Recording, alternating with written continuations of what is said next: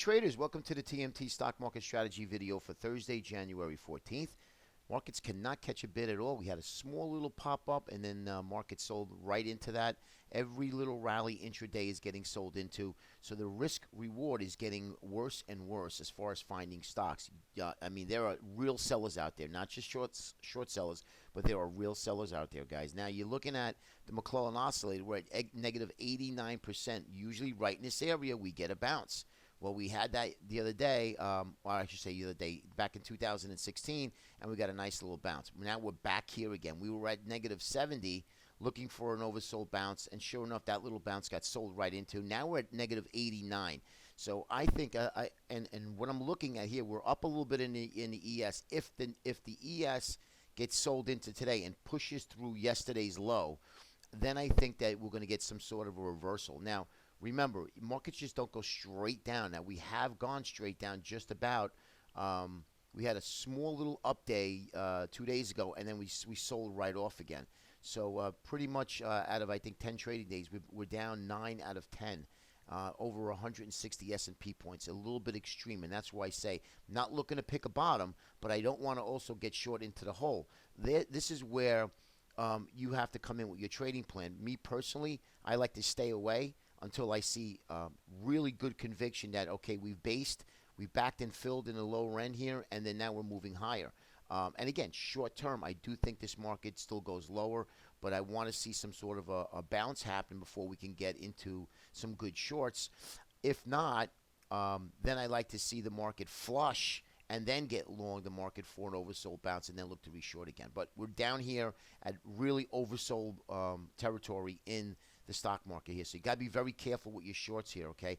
And I'll tell you why. Also, when the shorts do cover and we get a little bit of a bounce, it gets violent to the upside. I mean, literally, it just continues to go straight up, and you got to be very, very careful with that, okay? Let's go right into the indexes.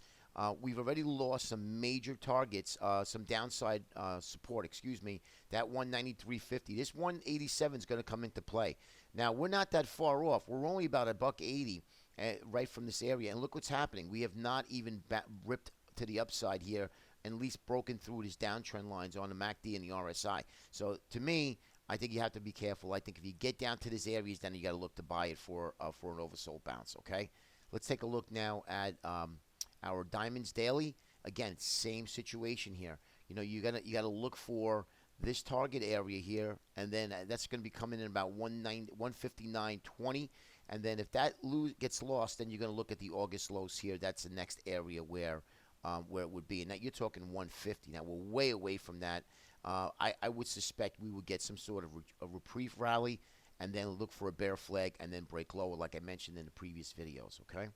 Take a look at the transports, and remember, I mentioned many, many times, if the transports in a Russell can't rally, the markets are not going to rally. You might get a little bit of a pop, but they are not going to rally. Line in the sand for the transports, and pretty much most of the market right here, guys.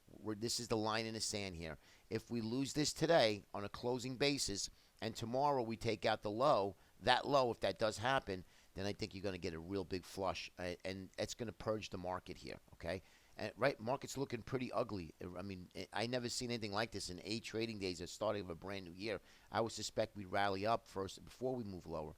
But again, same thing with the Russell 2000. You could see these volume zones. They really work well here. Let me get the other pointer. You could see here, these volume zones, when you get this thin zone, you get it's just like an automatic flush, like a magnet, right into the zone area. We need to keep this area and hold it tight today, because if we lose it, then we're going to go much lower. But if we can at least get to the 8 or the 20, again, get that bear flag, I'd be more inclined to short the Russell and short the any component in the transportation sector, all right? And then lastly is the Qs. Again, 102.70 is lost. We lost 102.70. Not a pretty sight. Next one is going to be 99. And look at what's happened here. Now, the only thing that I do like, and let me just move this out of the way, that we're starting to get a little bit of positive divergence in the RSI, starting to roll to the upside ever so slightly as the market starts to break in here. Very slightly, but it's not. I wouldn't even call it divergence at the moment. Let's get the market backing and filling for a couple of days, and let's see this the RSI and the MACD really start to curl to the upside. And while the markets are headed lower, then we can get some good divergence. But until then, guys, be very careful. Use caution shorting, and believe it or not, we got to use caution being long to the long side. It's like catching a falling knife. Unless we see some really good momentum to the upside intraday, then I'm going to look to just basically stay away and let everybody else handle it until we can really define what's happening here. And then we're going to look to pick the pieces up. And that's where the big money is, okay? Have a great day. We'll talk to you tomorrow.